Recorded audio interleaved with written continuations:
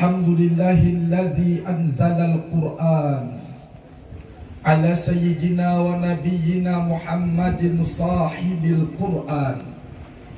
Ashhadu an la ilaha illallah wahdahu la syarikalah wa ashhadu anna sayyidana wa Muhammadan abduhu wa rasuluhu akhlaquhul Qur'an.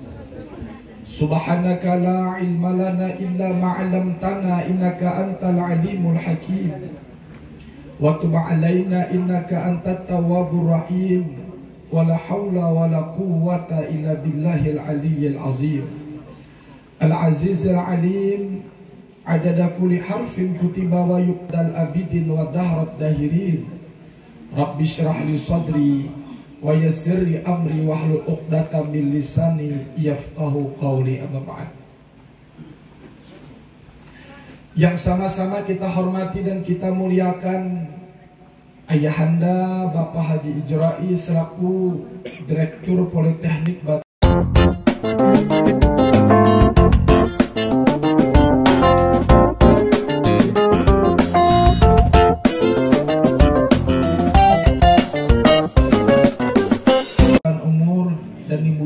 Dalam mengembangkan pendidikan kita, amin.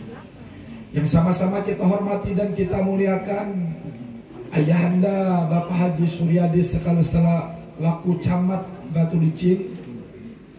Yang kita hormati, kita muliakan segenap tamu undangan, segenap kepala sekolah SMK dan lainnya ada di depan kita. Ibu Yuni, kabar Ibu, sehat walafiat? Alhamdulillah. Ayahanda Bapak Haji Jaki, Bapak Wahyu di belakang, ada beberapa yang belum kenal. Adik-adik hadirin hadirat rahimakumullah. Syukur alhamdulillah di kesempatan di waktu duha ini kita dapat berhadir bersama-sama di tempat ini dalam rangka peringatan Maulid Nabi Muhammad SAW dan Nisnatalis Politeknik Batu Licin.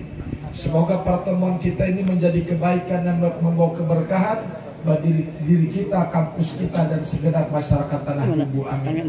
Salawat serta salam senantiasa tercurah tibaan junjungan kita Nabi besar Muhammad SAW, para sahabat, kerabat, pengikut beliau ila yaumil qiyamah. 124.000 nabi yang Allah jadikan, 25 orang rasul, 313 yang diangkat menjadi rasul, 25 yang diangkat menjadi nabi dan rasul, 5 orang terpilih menjadi nabi ulul azmi, nabi yang paling sabar, nabi yang paling tabah dalam melaksanakan tugasnya menghadapi umat manusia. Mereka itu yang pertama adalah Nabi kita Muhammad SAW, Nabi Nuh alaihissalam, Nabi Ibrahim alaihissalam, Nabi Musa alaihissalam, dan Nabi Isa alaihissalam.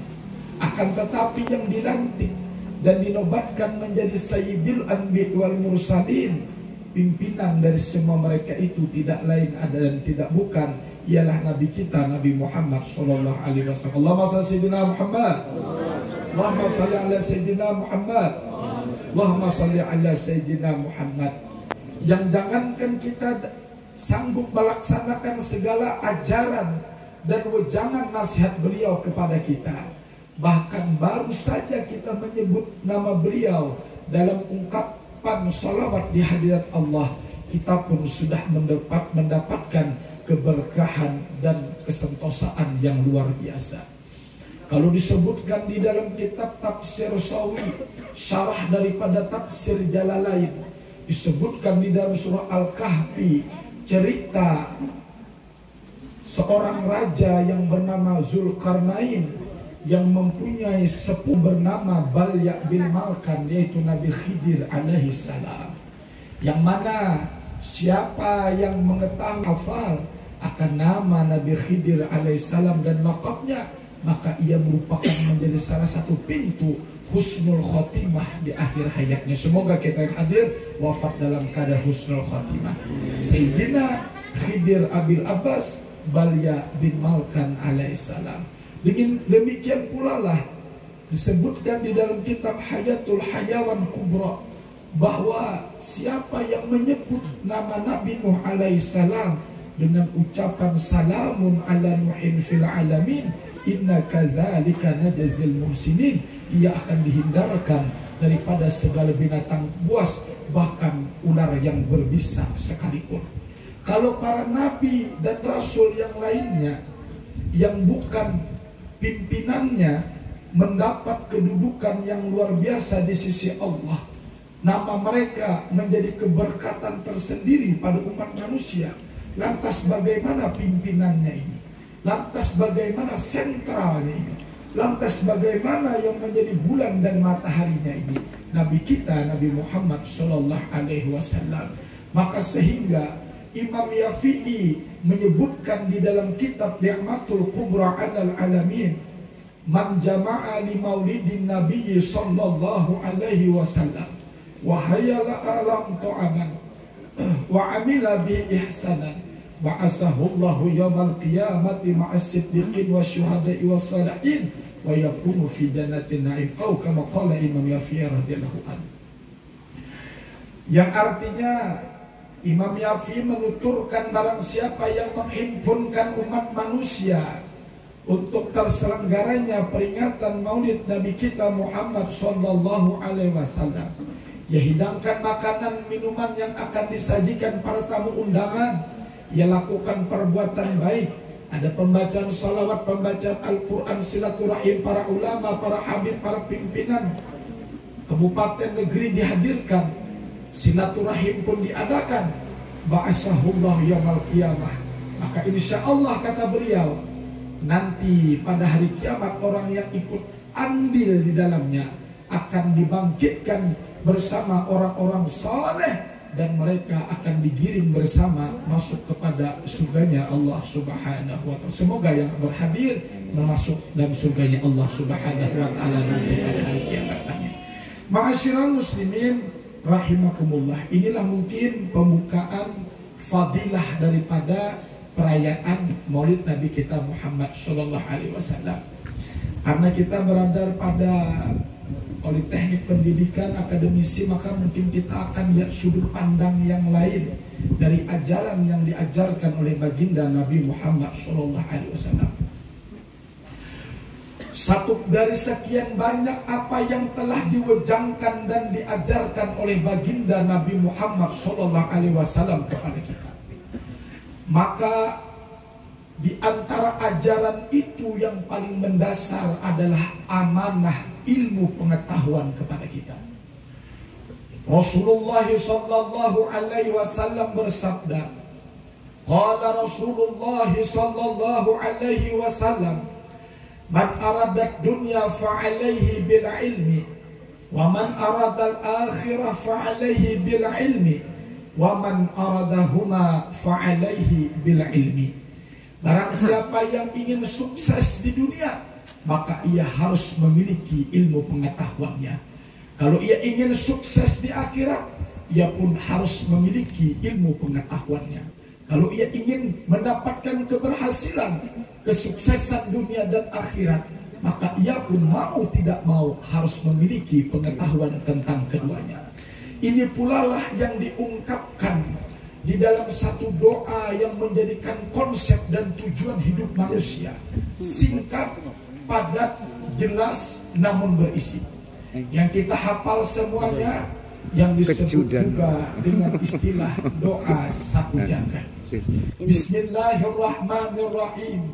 Rabbana atina fid dunya hasanah wa fil akhirati hasanah wa qina azabannar. Di dunia kita ingin bahagia, di akhirat pun ingin kita selamat dan bahagia pula. 124.000 nabi diberikan mukjizat dan keahlian dan skill masing-masing yang berbeda antara yang satu dan yang lainnya. Ketika Nabiullah Adam alaihissalam diturunkan ke dunia, maka beliau pun diberikan keahlian untuk menata alam semesta agar dimanfaatkan semaksimal mungkin untuk keperluan manusia. Hal ini dilanjutkan kepada Nabi Idris alaihissalam, yang beliau menjadi orang yang ahli dalam astronomi, dalam perbintangan, dan pula beliau orang yang pertama menjahit pakaian atau baju pada zamannya. Pada zaman Nabi Idris ini pula lah manusia di samping mengenal baju, pakaian yang berjahit, dan mereka mengenal akan pulpen dan alat tulis lainnya. Di samping itu kembali turun kepada Nabiullah Daud alaihissalam. Beliau mempunyai keahlian dalam mengolah berbagai macam besi, yang istilah kita melahirkan mesin-mesin yang luar biasa pada zaman itu. Metode peleburan besi yang digunakan untuk kemaslahatan umat manusia diantaranya adalah baju jirah, baju perang yang dapat melindungi orang daripada senjata musuh dan lawannya. Ini merupakan keahlian yang tidak dimiliki oleh kebanyakan manusia pada zaman itu. Bagaimana pula kita mengetahui di dalam surah Al-Kahfi cerita Iskandar Zulkarnain. Di samping ia ada seorang raja yang agung, yang kerajaannya dari timur ke barat, namun ia soleh. Selain daripada itu, ia pun seorang ahli kimia yang luar biasa. Bagaimana ia mencampurkan antara dua unsur logam yang berbeda. Satu besi yang telah dipanaskan, kemudian dituangkan dengan unsur tembaga, yang akhirnya antara kekuatan dan kelicinan menjadi salah satu kekuatan yang sulit untuk ditembus oleh pasukan Ya'juj dan Ma'juj. Ini tidak mungkin akan dimiliki kalau bukan orang yang diberikan kecerdasan intelektual yang luar biasa. Kalau Rasulullah SAW mendapatkan anugerah fatonah kecerdasan, maka para anbiya wal mursalin, para nabi dan rasul, para wali-wali Allah, para orang cerdik pandai, para orang yang bijaksana, mereka pun mendapatkan kebijaksanaan dan kecerdasan yang luar biasa. Akan tetapi di dalam penuntutan ilmu itu, segala sesuatu pasti ada resiko antara satu yang lainnya. Laksana kita ingin menanam buah mangga dengan harapan agar kiranya mangga ini akan berbuah subur, manis rasanya, besar buahnya, tetapi ada yang berhasil menjadi mangga sesuai dengan harapannya, ada yang belum selesai berbuah sudah dimakan kambing atau sapi keadaannya. Inilah satu contoh permisalan orang yang menuntut ilmu pengetahuan. Ada yang berhasil dari SMK melanjutkan ke perguruan tinggi sampai lulus jadi orang sukses. Ada pula yang gagal hanya semester 1 sudah ada yang melamar kawin, pulang kada jadi, harapan kuitan namahan urat ya kan? Kenapa? Nah inilah perlunya yang kita sampaikan motivasi hari ini. Ma'asyiral muslimin rahimakumullah, adik-adik kakak yang disayangi oleh Allah Subhanahu wa taala. Maka Rasulullah Sallallahu Alaihi Wasallam ketika beliau hijrah dari kota Mekah ke Madinah, setidaknya secara garis besar ada dua yang dibina oleh baginda Rasul Sallallahu Alaihi Wasallam. Yang pertama masjid, yang kedua pasar. Yang pertama masjid, kedua pasar. Maka beliau membangun Masjid Quba sebagai wujud daripada aplikasi ibadah kepada Allah Subhanahu wa taala. Adapun pasar, tempat perputaran ekonomi sebagai kemaslahatan masyarakat kita yang ada di dunia. Wabtagi fima atakallahu daral akhirah wala tansa nasibaka minad dunya.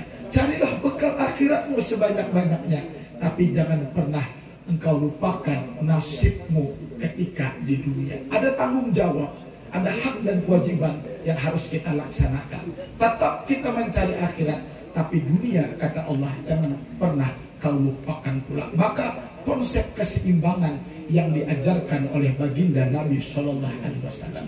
Akan tetapi karena keterbatasan kita ini tidak mungkin dapat meraih segala ilmu yang ingin kita inginkan. Memang kehendak nafsu manusia tidak terbatas, tapi istilah pepatah mengatakan, bagaimana mungkin seseorang akan dapat menangkap dua ayam yang berlari berlainan arah pada satu waktu yang bersamaan. Kalau kita misalkan dalam analogi, ada dua ekor ayam yang akan kita tangkap. Satu ayam lari ke sebelah kanan, satu ayam lari ke sebelah kiri. Maka mungkinkah kita akan dapat menangkap kedua ayam yang berlari itu? Tentu jawabannya tidak mungkin kita akan mampu melaksanakannya kalau kita sendiri.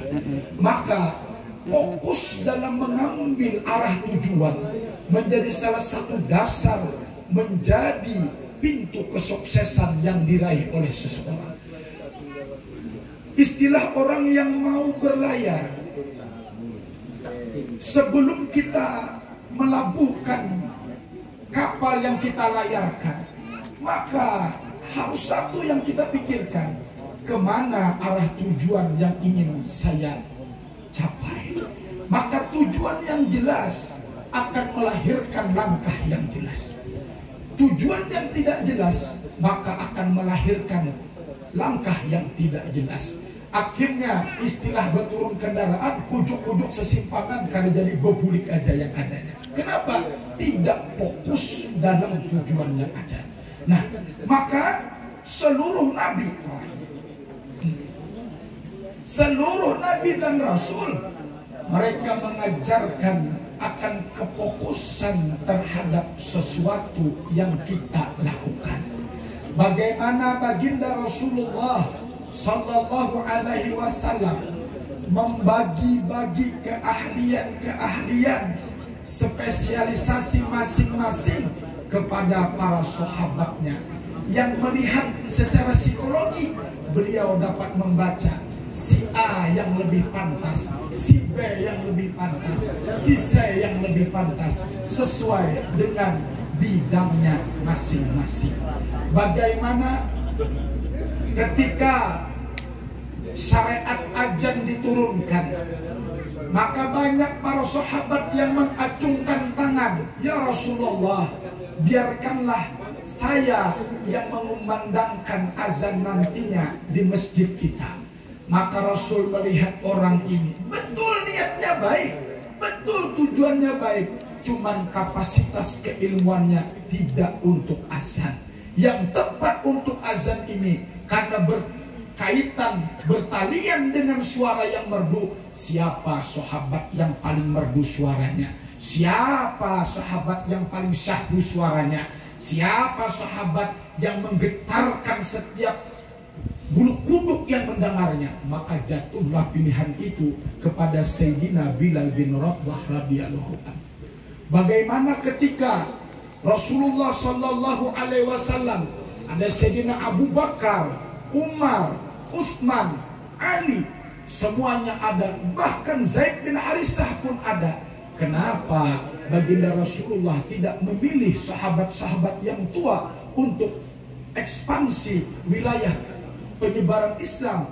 Bahkan beliau memilih Khalid bin Walid yang pada saat itu hanya sebentar, hanya baru masuk dalam agama Islam. Karena kualitas dan keilmuan Khalid bin Walid dalam strategi perang bukan kaleng-kaleng, tidak dapat dipandang sebelah mata. Bagaimana pula baginda Rasulullah? Nah, ini kita berbicara kefokusan, bersemangat adik-adiknya lah. Nah, ini alon-alon aja, jadi udah aku kalau suara tidak paksa. Serak-serak banjirnya deh. Para penyakit makanya alon-alon aja. Bagaimana pula Rasulullah Sallallahu Alaihi Wasallam mengkaderisasi 70 orang sahabat yang harus wajib hafal Al-Quran, yang dengan inilah mereka nanti akan melahirkan para hafizul Quran. Coba bayangkan, ini terpintar bahapa-hafal, yang ada ketujuh bahapal, orangnya kada tapi banyak pandir, pendiam, ketujuh bahapal, cuman pasti ini pas uyuni bahapal-hafal aja. Ini kada kawak mun berpandas banyak dingin awaknya kena, kada sesuai, harus yang sesuai. Bagaimana pula baginda Rasulullah Sallallahu Alaihi Wasallam memilih para sahabatnya yang lain sebagai motivasi para pemuda, yaitu Usamah. Banyak senior-senior yang lebih tua, istilahnya jahe tua lebih pedas rasanya daripada jahe yang muda. Tapi tujuan mengangkat yang muda ini untuk kaderisasi ke depannya. Maka beliau pun mengangkat Usamah yang pada saat itu usianya sekitar hanya 20 tahun, membawa pasukan perang ekspansi wilayah. Kata yang lain, apakah tidak ada pilihan lain ya Rasul, sehingga orang muda ini yang kita angkat? Nabi sudah mengali kapasitas dan kualitas yang dimiliki oleh anak muda ini. Kecil-kecil cabai rawit, walaupun kecil, kualitasnya tidak bisa dipandang remeh sebelah mata. Betul saja, ternyata ketika Usamah memimpin ekspedisi penyerangan, maka beliau pun mendapatkan hasil yang gilang gemilang dan Islam pun menyebar ke seluruh dunia. Nah, ini menunjukkan kalau yang kita gaungkan istilah akademis mahasiswa ini ada agen of change, dalam artian agen perubahan. Nah, apa yang dapat, pertanyaannya apa yang dapat kita berikan? Bukan sekarang, bukan aku sekolah di mana, bukan aku nanti jadi apa, bukan. Tetapi timbul pertanyaan, apa yang dapat aku berikan, kontribusi apa yang akan kami berikan kepada masyarakat Tanah Bumbu ketika kami selesai daripada sekolah menuntut ilmu di tempat ini. Nah, ini tanggung jawab moral. Maka fokus dalam jurusan yang kita ambil ini merupakan satu kunci kesuksesan yang luar biasa. Dengan syarat tidak boleh terpengaruh dengan bisikan-bisikan yang lainnya. Mohon maaf, kalau adik-adiknya misalnya jurusan perkapalan, maka fokuslah dengan jurusan perkapalan. Tanyalah mungkin orang-orang yang ahli perkapalan, ada di Batu Licin ya adalah, atau mungkin di Pelabuhan Iwak, mulai kapal kecil, kapal mainan, kapal plastik, kapal gabus, sampai kapal yang berbujuran, tahu tata cara mengulahnya. Kenapa? Karena kita memang ahli dalam bidang tersebut. Jadi orang yang ahli itu sesuatu daripada yang paling kecil pun sampai yang terbesar dikuasainya. Karena perlu kita memikirkan kayak apa mulah wadai. Jurusan kita perkapalan itu minta aja kita wadai dalam bagiannya yang mulah wadai. Kan usah kita mikirkan itu. Kenapa kamu itu jangan tapi mau komentar. Itu bagiannya mulah wadai. Tujuan kita ini mulah kapal aja, jangan tapi memikirkan pikiran yang lainnya. Ya kan? Fokus tujuan aja. Kalau kita berkendaraan terlalu banyak singgah miti orang kada fokus-fokus, apabila sampainya. Ini kisah fokus saja kita hari ini.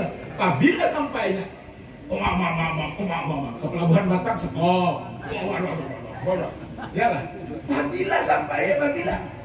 Nah, istilah racing bukan siapa yang tercepat, bukan siapa yang paling laju, tapi siapa yang sampai dengan selamat. Wah, gugur, diskualifikasi orang kan? Ya kan? Adik-adik rahimakumullah. Kefokusan ini yang harus dijaga. Bagaimana pula Rasulullah Shallallahu Alaihi Wasallam mendidik para pemuda pada saat itu harus bisa menunggang kuda, harus bisa memanah, harus bisa berenang. Ini standarisasi keilmuan yang harus dimiliki. Kalau misalnya kita jurusan mohon maaf otomotif, paling tidak Bu Yuni, standarisasi ilmu otomotif harus kita kuasai. Kunci mengunci hafal. Ini ngarang kuncinya aja kada hafal. Jurusan otomotif memberi supan lulusannya ini nang perguruan maamanatan. Kalau lulus dan pada lulusan ini lagi. Kenapa? Menjagai kalau output kualitasnya tidak sesuai dengan diharapkan oleh guru-gurunya. Jelas atau jelas? Jelas atau jelas? Jurusan tata boga bemasak, mula sanggar aja hangit. Kayak apa jurusannya? Ini kan banyak SMK lah. Berlancak ayah deh, jadi Bu Yuni di SMK. Jadi apa ngarnya berceramahnya lawan adik-adik uliat ilmuhannya ke SMK dia berarti harus fokus. Jurusan perkapalan paling kadang sebelum lulus kuliah bisa buat perahu halus barang. Iyalah. Perahu kertas. Boleh juga ada bapak perahu kertas. Kenapa? Agar kualitas kita sesuai dengan jurusan kita. Jadi fokus ini merupakan salah satu kunci keberhasilan. Jadi adik-adik jangan mudah terpengaruh dengan yang lainnya. Fokus saja jurusan yang ada. Istilah sekarang akademisi harus linear. S1-nya ini, S2-nya sama pula, fokus saja kerjaan kalian lain, itu aja. Nah, maka di samping kefokusan ini kita lihat dan kita saksikan di dunia ini. Siapa yang tidak fokus maka ia tidak akan pernah jadi nomor 1. Tapi yang fokus pasti dikenal jadi nomor 1. Siapa petinju yang paling kita kenal? Mike Tyson, ya kan? Kenapa tahu? Karena si petinju aja, walaupun bisa main bulu tangkis, kadang mau umpat sih dari sini petinju aja yang dia dikhususkan sih, ya kan? Bujur kada? Nah, Allah ya. Ada lagi pemain basket, Michael Jordan. Kenapa kita kenal? Misalnya penyanyi dangdut yang paling pian kenal siapa? Mulai bahari sampai sekarang. Hah? Lesti, Masya Allah. Bisa juga hanya Lesti jam 3. Aduh. Kenapa jadi Lesti? Karena Rizky Bilar. Istiqomah dalam lagu-lagu dangdut. Roma Irama istiqomah lagu dangdut.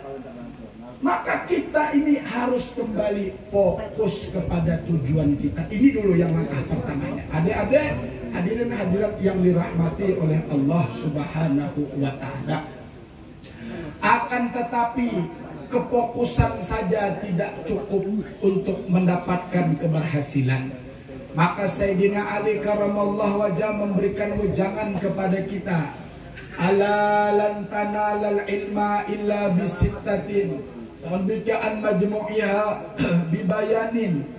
Ada 6 perkara, hai penuntut ilmu, hai akademisi, yang harus kalian laksanakan agar ilmu yang kalian dapatkan itu maksimal sesuai dengan cita-cita yang diharapkan.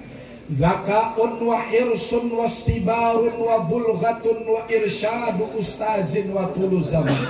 Yang pertama cerdas, yang kedua sabar, yang ketiga semangat, yang keempat ada modal, ada ongkosnya, yang kelima irsyadu ustazin, petunjuk dari seorang guru yang mengarahkan menjadi mentor anak tersebut, yang keenam watulu zaman, waktu yang panjang dalam proses pencapaian ilmu itu. Dari 6 perkara ini semuanya itu bermuara kepada satu kalimat, irsyadu ustazin, petunjuk dari seorang guru yang membimbing. Istilah kita sekarang ada mentor yang membimbing dan mengarahkan. Muridnya semangat, fokus, cuman ini tidak ada yang mengarahkan. Maka mustahil bagaimanapun besi itu bagusnya kualitasnya dari Jerman sekalipun, kalau empuk yang menempanya biasa-biasa saja, mustahil ia akan menjadi benda pusaka. Sebaliknya, walaupun ia hanya sekedar paku biasa yang mungkin dilihat biasa-biasa saja, tapi kalau empuk gandring yang menempanya tentu akan melahirkan sebuah benda pusaka yang luar biasa. Maka irsyadu ustazin, petunjuk, arahan, motivasi, semangat dari seorang guru kepada muridnya ini menempati kedudukan kedua setelah semangat dan fokus muridnya untuk meraih keberhasilannya. Wah, ini yang keduanya. Tidak ada orang yang sukses kalau kada diarahkan gurunya, mustahil. Kalau kita berjalan aja sasar ya, kalau Pak, ya kadang mungkin kita kawat tahu. Tapi petunjuk guru ini sangat diperlukan. Kenapa? Karena mereka lebih senior, lebih pengalaman, lebih tua, dan mengetahui seluk-beluk apa yang harus kita lakukan. Pengalaman yang mereka cicipi, pengalaman yang mereka alami, itu lebih mahal ketika mereka berikan kepada kita dibanding kita hanya belajar 2 tahun 3 tahun di akademisi. Betul apa betul kira-kira Pak Haji Nenah? Betul. Maka daripada itulah pandai-pandai kita mendekat kepada guru kita, kepada dosen kita. Tentu erat kaitannya dengan akhlak dan budi pekerti kita. Di samping belajar di kampus, dielangi rumah sidin, Assalamualaikum Bu, Yanda, Pak, yalah bawa martabak, bawa terang bulan, bawa apel, bawa mangga, bawa pencokan. Jangan bawa belimbing tunjuk aja. Bunda segala biar mencok dibuka, belimbing tunjuk aja sekali aja buyungnya. Sudah aku sakit parut ya gurunya ya. Orang belimbing tunjuk aja pengisinya. Allah ya Pak.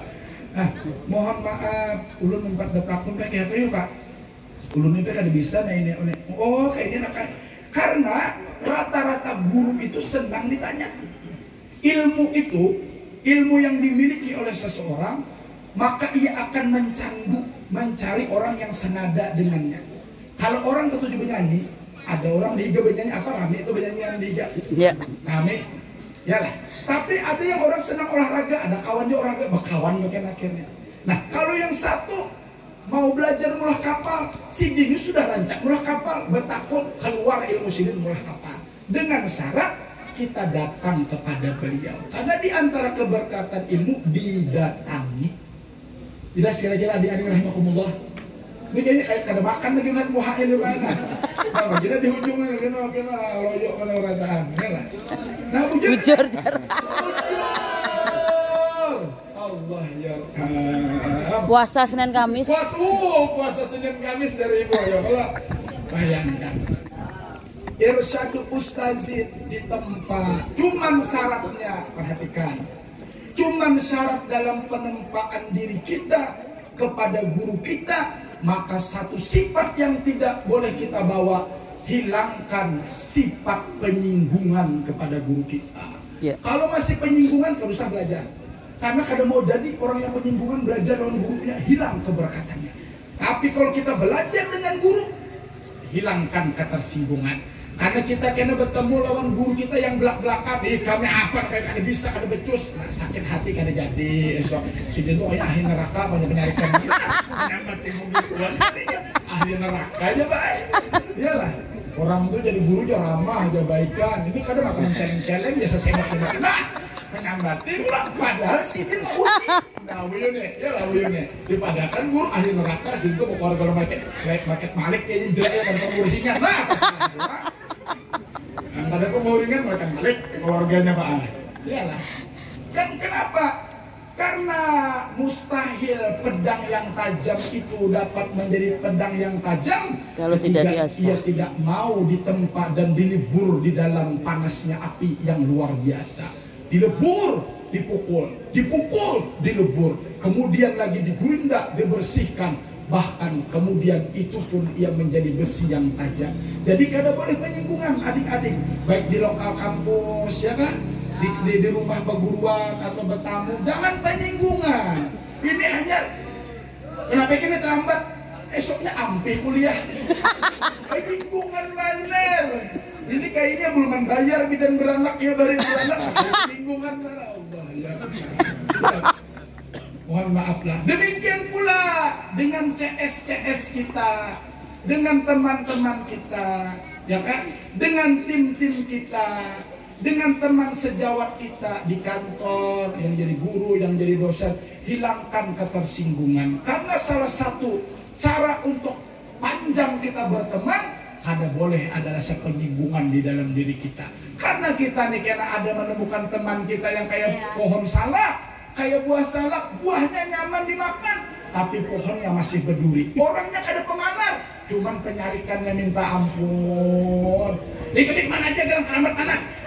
Ulun itu. Kalau tahu tengah orang nih mama Izidin, kita makanan sudah. Ngomongin makanan ini kita makanan sudah aja. Nah ini pohon salak kita ketemu. Buahnya kau dimakan, tapi pohonnya tetap berduri. Satu sisi ia memberikan kebahagiaan, satu sisi ia memberikan kesakitan hati, rasa dikerukuk di dawang berataan. Nah, ya kan? Suah kah di Krukut Bidawang? Ini kita temukan, Pak. Suah di Krukut Bidawang Jadi lebih ya. Bapak Wahyu bukan mahasiswa. Bang, yang jadi guru itu dua, jadi ustadz kayak jadi sama itu Pak dua. Kada boleh ada ketersinggungan itu. Hilangkan, santai aja. Anggap aja si Din ini mungkin apakah ada makan enggak, kamu bisa sarek. Jadi kita kan tapi sakit hati mana. Apa gerak? Oh latihan vokal atau begini. Sesarik kalau tiap hari bisa sarek. Pokoknya kepidaraan di sini kalau ada mama yang beranya Allah. Ada kakak itu? Ulun. Ibu Yuni ulun ya. Ma'asyiral muslimin yang dirahmati oleh Allah.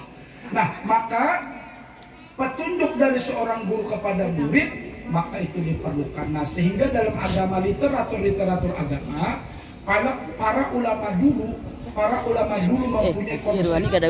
Konsep ini sulit dilakukan tetapi Guring itu konsep guring sidin sekali. yang disebut dengan konsep tafwid.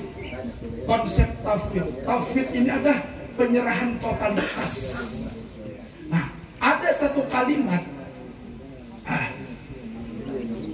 seorang murid itu yang telah menuntut ilmu kepada guru yang diyakininya akan membawa kesuksesannya, kal mayyiti baina ghasir, laksana seonggok mayat di depan orang yang memandikannya. Nah, jadi kita harus baik sangka lawan guru. Diajar ulun tadi, disariki kah, dimamai kah, dicelengi aja kah, diranguti kah, kada diherani. Tapi kita tetap aja datang kayak apa, pendapat pian kayak apa, kayak pian juga. Hendak lawan bebinian, ading-ading. Hendak ngebosnya siapa tuh, ada ke pacarnya, kada aja datang sekali ya kalau. Apa kira ikan nih? Disarikinya, bebiniannya bunga sampai nyarikan. Kini tambungan menggombal bapak kamu tunjul kodok ya aja. Kok tahu karena kau telah beluncat di hatiku. Lamahan urut sekalinya Pak. Kenapa? Daripada kan bapak mau penjual kodok aja kilip-kilip mata, kacul keluar mata dada. Dua kali lama orang mau dah. Asalnya datang, boleh minta HP pian. Kenapa? Kisah sarik pembinaannya digombal bapak aku jual kodok. Ini kawakai. Kenapa? Maka dimamainya, dicelenginya. Maka manjada wajada. Siapa yang bersungguh-sungguh pantang menyerah, maka ia akan mendapatkan apa yang dicari atau menjadi cita-citanya. Hadirin hadirat rahimakumullah. Maka daripada itu sebagian ulama pun mengatakan di samping kefokusan dan doa daripada seorang guru, petunjuk daripada seorang guru, maka harus ada pengabdian yang datang dari seorang murid terhadap gurunya. Kalau istilah di SMK, di STM, di perkuliahan kita magang, itulah yang disebut khidmat di dalam kita. Bagaimana kita mencoba mengaplikasikan keilmuan yang telah kita dapatkan di bangku sekolah, di bangku kuliah, maka kita mengabdi di tempat tertentu sesuai dengan jurusan yang kita miliki. Nah, pengabdian itu harus diniatkan bukan sekedar dapat nilai, bukan sekedar bercepat-cepatan lulus, tetapi saat itu pengabdian memang murni lillahi ta'ala untuk memberikan ilmu yang bermanfaat kepada umat manusia. Nah, maka kita fokus karena membengkel, ada kunci ini otomatis, ada melas. Ini melas tangan kawan kayak biasanya, tangan kawan yang dilas. Allah ya. Ma'asyiral muslimin rahimakumullah. Maka selain daripada itu, para ulama pun mengatakan kunci keberhasilan seseorang pun terletak pada keberkahan ilmu yang dimilikinya. Ada orang yang dapat ilmunya tapi tidak mendapat keberkahannya. Tapi ada yang sedikit ilmunya, keberkahannya melampaui langit dan samudra angkasa yang luas dan luar biasa. Kita lihat orangnya biasa aja, ilmunya al-qadarnya, cuman kayaknya kemanfaatannya menyebar ke 8 penjuru mata angin. Berarti orang ini mendapatkan keberkahan ilmu dari gurunya. Ada kita lihat panjang benar kuliah di sini, sekolah di sana, di mana-mana. Tetapi kita lihat ilmunya kada kawat timbul. Kenapa? Ilmunya dapat, keberkahannya hilang. Istilah lampu. Lampu ini kan bercahaya. Nah, lampu itu ilmunya. Cahaya itulah keberkahan.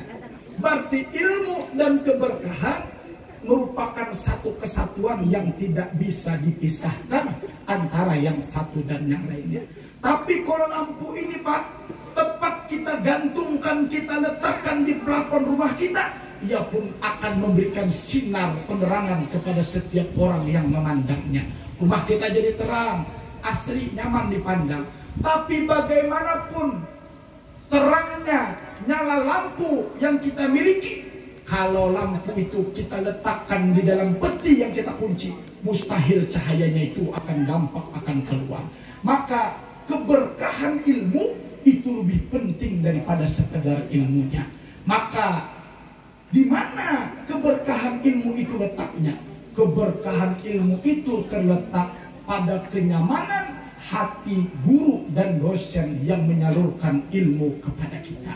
Semakin ikhlas beliau menyalurkan, kita ikhlas menerimanya, kita pun pandai menyenangkan hatinya, ulun insya Allah memberikan jaminan sebagaimana pada ulama dulu melihat riwayat keberkahan yang akan didapatkannya. Kalau kekawanan lulus kuliah 1 tahun, 2 tahun, 3 tahun jurusan belum dapat gawian, ini hanya semester 2 sudah ada perusahaan yang hendak mengambilnya. Berarti keberkahan orang ini ada. Ma'asyiral muslimin rahimakumullah.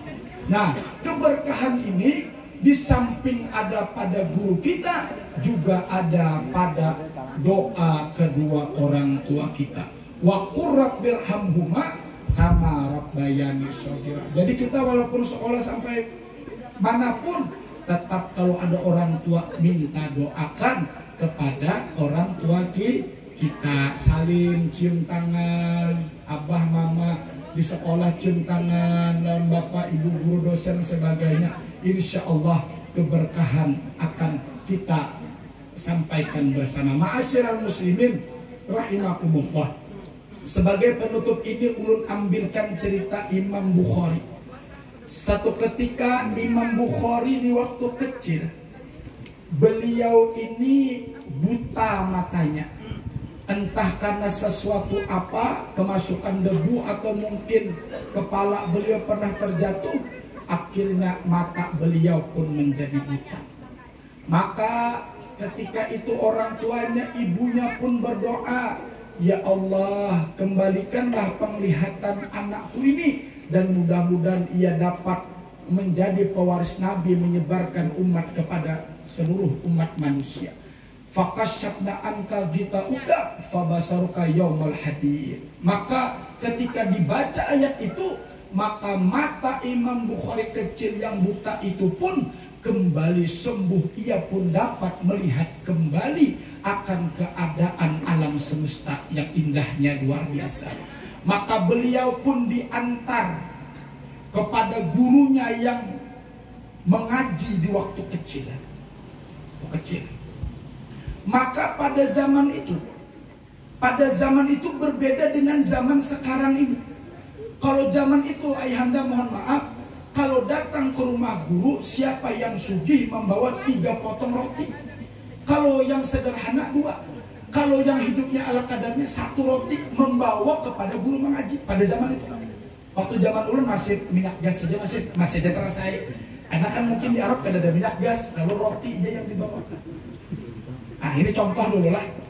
Maka Imam Bukhari kecil pun datang membawakan roti kepada gurunya belajar mengaji. Maka gurunya pun setelah selesai mengajar mengaji, melihat keadaan Imam Bukhari. Nah ini irsyad ustazin ya ulun tadi. Wahai Bukhari, kulihat engkau ini mempunyai kecerdasan yang luar biasa. Apa yang dilihat langsung hafal, apa didengar langsung hafal, dan sulit dilupakan. Jadi Imam Bukhari ini dapat karamat sulit melupakan sesuatu dan mudah mengingat sesuatu. Mun kita hafalnya ngali, lupanya cepat. Tadi ditebalik, kemudian kita ditanya Allah jangan. Di mana kacamata aku nih, pada di atas kerudung sidin gue bandak. Allah ya rasa belum tahu.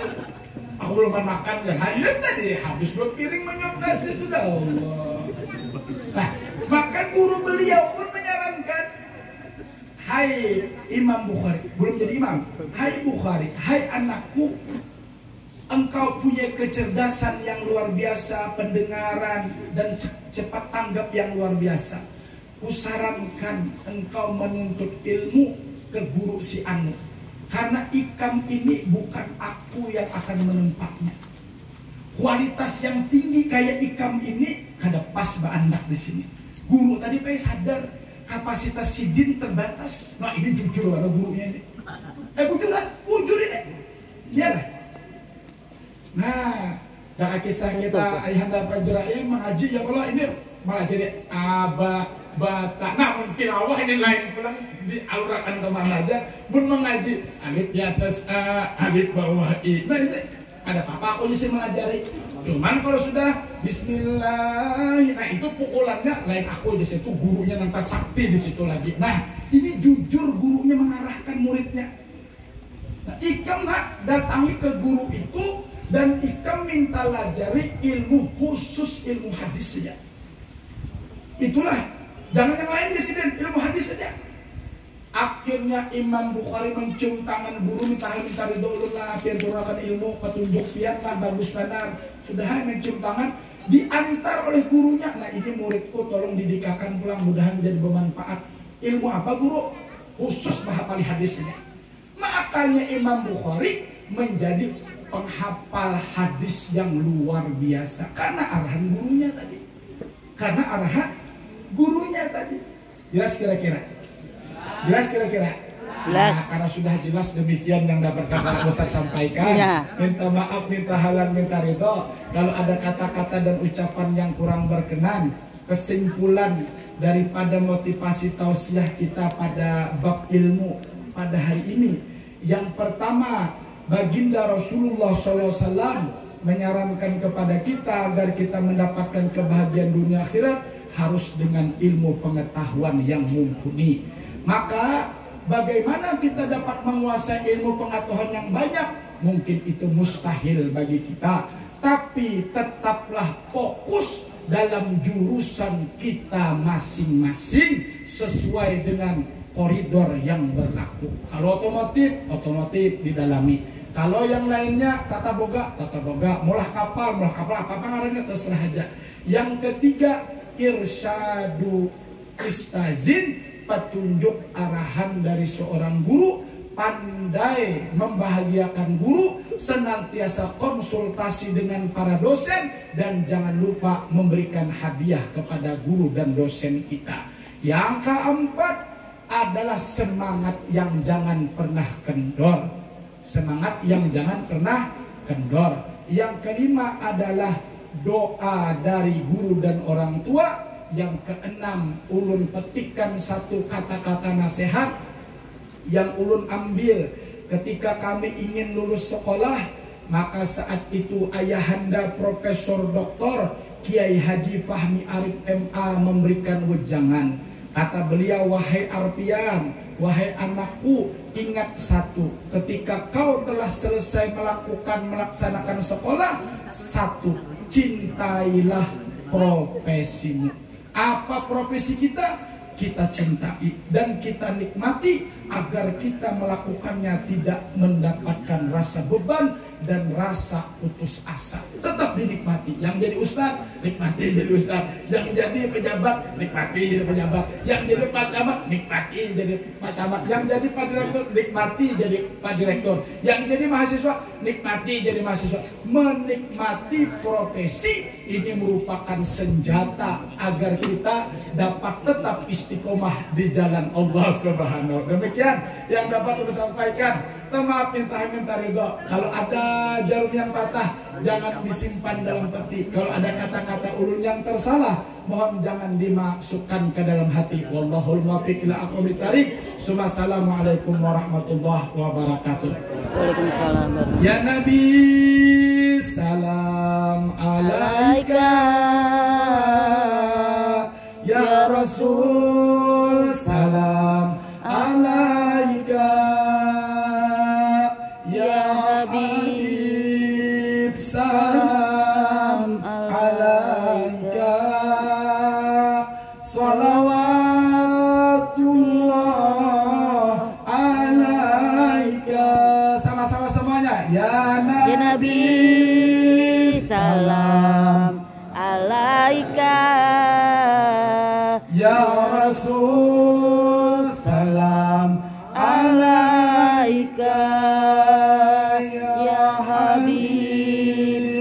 salam alaika salawatullah alaika. Mudah-mudahan berkat syahadat yang kita baca, segenap dosa kita, dosa orang tua kita, segenap guru kita, dosa kita diampunkan oleh Allah Subhanahu wa taala. Badan kita disehatkannya, umur kita dipanjangkannya, rezeki kita, usaha kita dilancarkannya, karir kita diroketkannya, dan semoga segenap siswa-siswi, mahasiswa-mahasiswi yang ada bersekolah di tempat kita ini dijadikan orang yang sukses dunia akhirat, berbakti kepada kedua orang tua, agama, bangsa dan negara, dapat menyebarkan ilmu yang bermanfaat kepada segenap masyarakatnya, wabil khusus masyarakat tanah bumbu tercinta dan Indonesia, amin ya rabbal alamin. Assalamualaikum warahmatullahi wabarakatuh. Waalaikumsalam warahmatullahi wabarakatuh.